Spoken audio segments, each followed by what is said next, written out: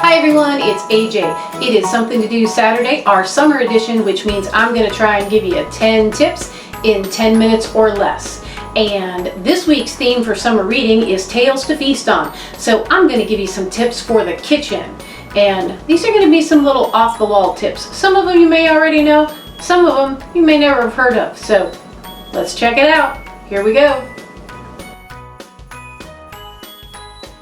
Okay, so here's an interesting tip.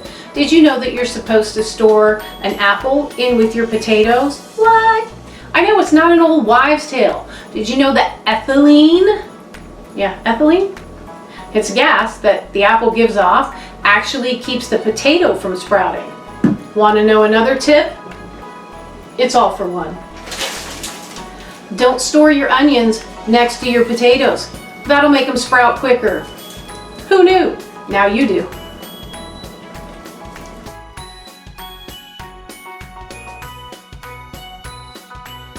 And keep those potatoes handy.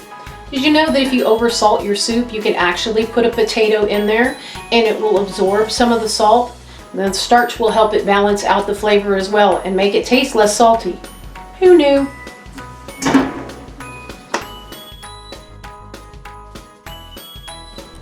So what happens if you oversalt something besides soup and you can't throw a potato into it?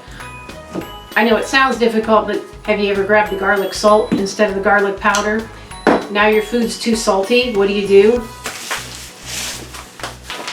Bring on the sugar. Our taste buds are basically divided into 4 categories. They taste bitter, sour, salty, and sweet. And our sweet taste bud often overrides the other ones, hence the term sweet tooth. So if you oversalt something and you can't throw a potato in it, try throwing a little sugar in it.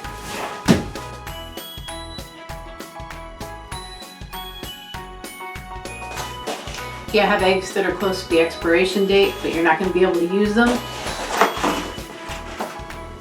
crack them open one at a time.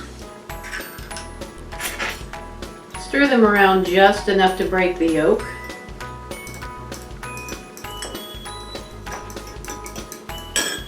Take an ice cube tray, spray it with some non-stick spray.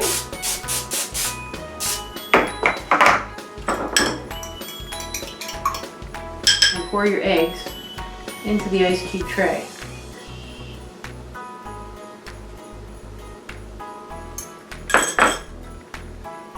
Two cubes will equal 1 egg. Pop them into the freezer.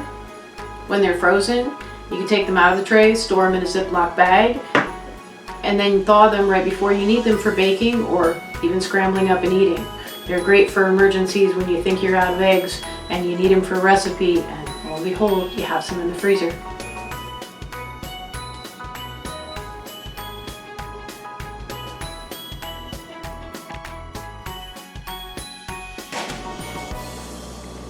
Once you've put that ice cube tray of eggs into the freezer, don't throw the carton away.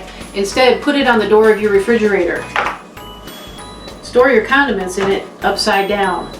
Then you won't be waiting an hour for the ketchup to reach the bottom of the bottle or trying to get those last few drops of sauce. And it also helps to keep that little compartment clean. You can change out the carton as often as you go through a dozen eggs.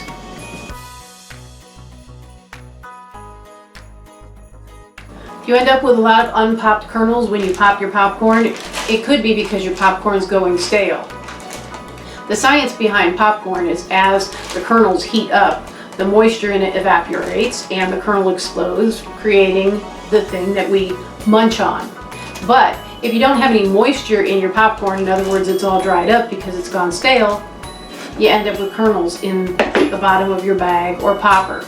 So soak your popcorn in water and dry it before you pop it. You'll have a lot more popped kernels.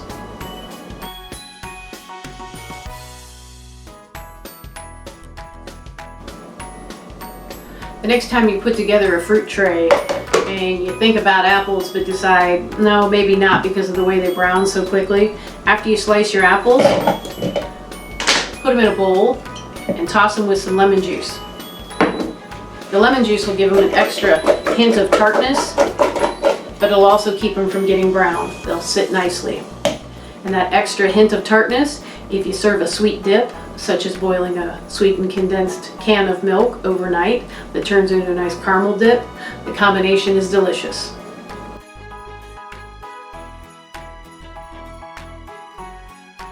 Does it seem like you never have lemon zest or orange zest when you need it? Here's an easy thing to do. The next time you have that bag of lemons or oranges, grab one and throw it in the freezer, or for that matter, just the peel. That way, when you need it, you'll have it handy. And guess what? A frozen lemon is much easier to zest. Don't have a fancy lemon zester? Use the finest section of your grater. It works just as good.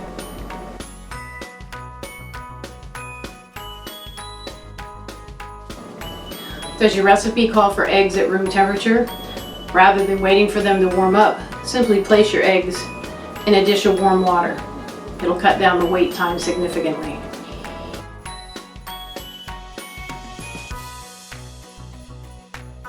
Are bags of crumbs a frequent occurrence in your house? You can take leftover chips, crackers, or even stale bread and put them all together in your food processor and grind them down. Then you can use them just as you would any other kind of breadcrumbs or breading. What's even better, if you don't get a full batch the first time around, simply put them in a Ziploc and stick it in the freezer until you have enough. So there you go. There's 10 tips in under 10 minutes. Hopefully we saved you some time and some money. If you enjoyed this video today, please like, comment, and share so that your friends can become our friends. And until next time, I will see you real soon. Need some more kitchen hacks? The library has tons of books just waiting for you. They can give you tips on getting in the kitchen quicker and easier, fixing meals in a hurry, or saving time and money. Check it out.